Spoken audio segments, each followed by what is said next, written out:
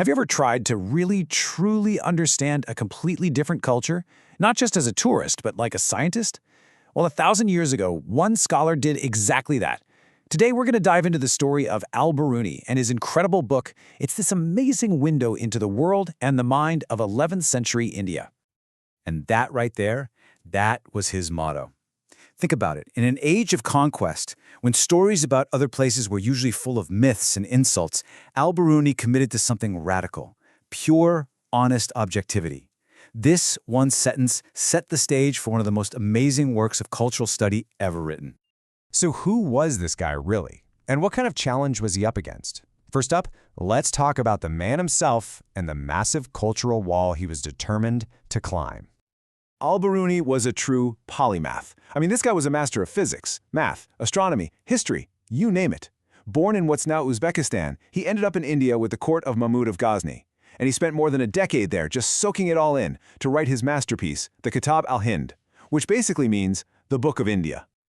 But, getting this knowledge was not easy at all. Right off the bat, he ran into this deep-seated suspicion of outsiders. Foreigners were called mlecha, which created this huge barrier. It made real communication and trust almost impossible. But for Al-Biruni, that wasn't a dead end. It was a challenge. It was a wall he knew he had to get through. So, how'd he do it? How did he crack the code? Well, this brings us to his incredible method for systematically breaking down all of those cultural and intellectual barriers. His approach was honestly revolutionary for the time. He just refused to rely on rumors or secondhand stories. First, he took on the massive challenge of learning Sanskrit, the language of the scholars. Then, he went straight to the experts. He debated with them, he learned from them. He got his hands on the original texts and studied them himself. And, most importantly, he applied his scientific brain to everything, constantly comparing, questioning, and checking what he was told. And because he put in all that work, he started to see things others just couldn't. He developed this really deep respect for the knowledge he was uncovering. He wasn't just, translating words. He was mapping the very structure of their thought, like the complex grammar of Panini, which he said was totally unique and logical. Okay, so what did he actually find on the other side of that wall? This is where we get to the heart of his work, the incredible universe of ideas and science, philosophy, and math that he shared with the rest of the world. Right away, he cut through the surface-level stuff. For example, another outsider might look and just see simple polytheism, the worship of many gods. But Biruni, he dug deeper.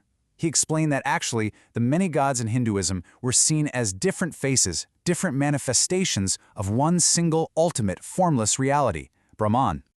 With amazing clarity, he then just lays out the core ideas of Indian thought.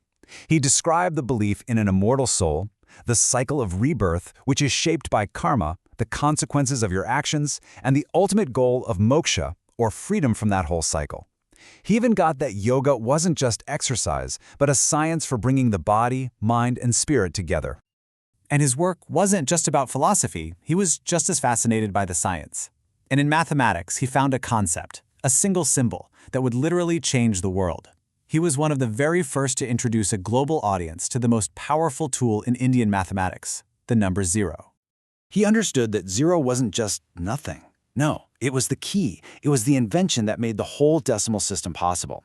And that, in turn, unlocked these huge advances in trigonometry, algebra, and even calculating tricky things like pi. You can see how he was always connecting the dots between theory and real-world science. He was just blown away by how advanced Indian astronomy was. He wrote that scholars like Aryabhata had figured out that the Earth spins on its own axis, an idea that Europe wouldn't accept for hundreds of years.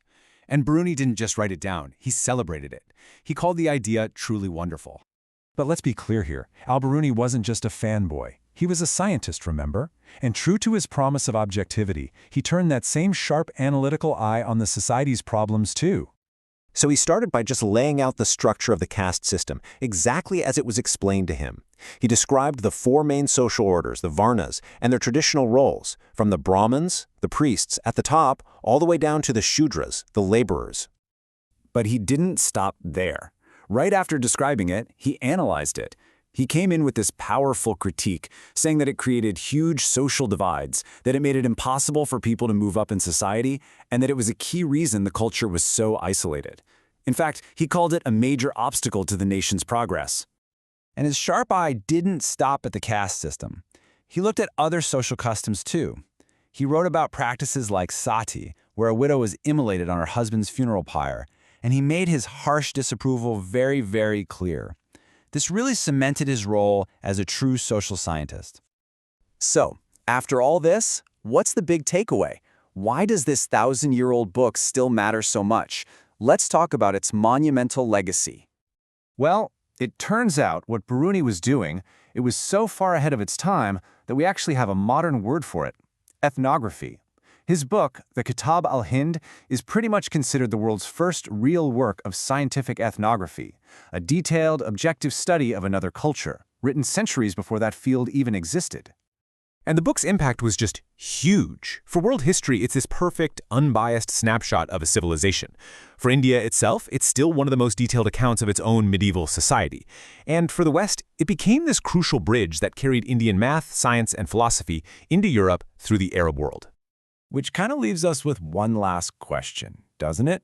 In our own world, which is so full of hot takes and quick judgments, what can we learn from a scholar who decided to spend years just listening, learning, and trying to find the truth before he wrote a single word?